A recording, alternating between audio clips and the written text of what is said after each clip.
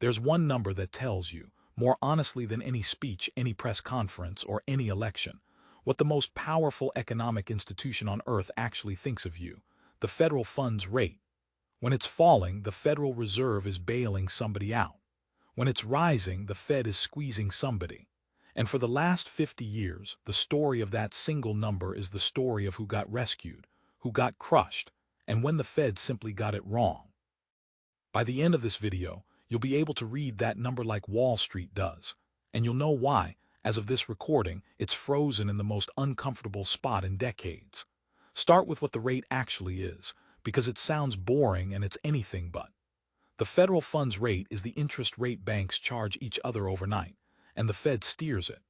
Every mortgage, car loan, credit card, business loan, and savings account in America prices off of it, directly or indirectly.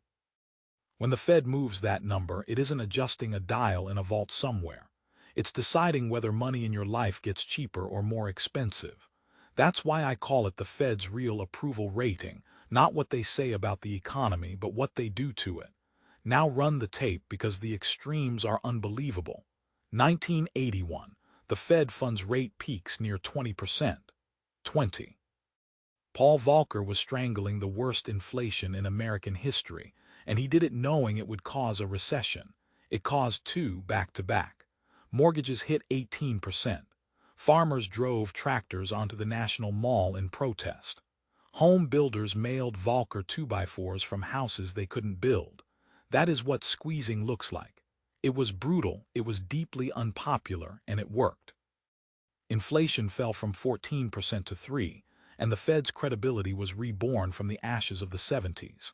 And why did it need rebuilding? Because of what came before. In the 1970s, Fed Chair Arthur Burns did the opposite. Every time fighting inflation started to hurt, he backed off. Stop, go, stop, go. Rates chased inflation up and retreated too early, over and over, and the result was a decade where prices doubled and nobody believed a word the Fed said. Burns had the same tools Volcker had. He just wouldn't take the pain. That's the first law of this number. The rate only means something if people believe the Fed will hold it there when it hurts.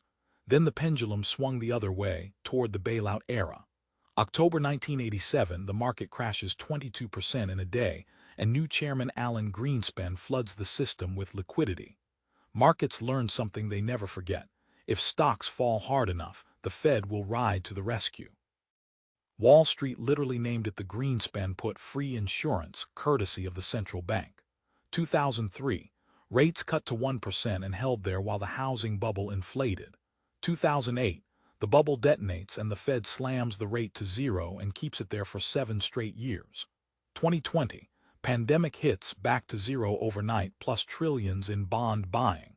Each rescue was bigger than the last. Savers earned nothing for a decade. Asset owners got the longest bull market in history. When the rate is at 0, somebody is being bailout out, and it's worth asking who. Then came the era that defines the current era. 2021.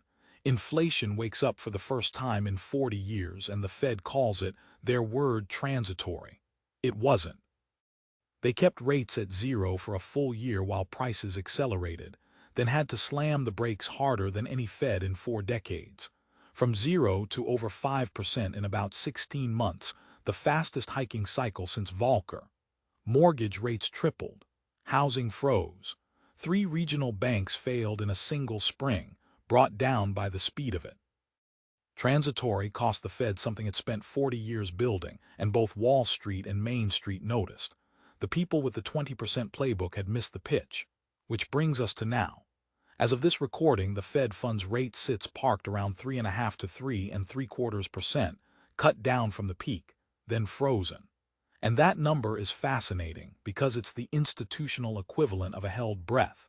It's too high to be a bailout and too low to be a squeeze. Why frozen? Because a supply shock is brewing, energy and shipping costs pushing prices up at the exact moment the job market is softening. Cutting into that risks repeating Burns. Hiking into it risks strangling an economy that's already wobbling. The Fed isn't steering right now, it's bracing. So here's how to read the number like a professional. 3 rules. Rule 1, watch what they do, not what they say. Speeches are marketing, the rate is the product.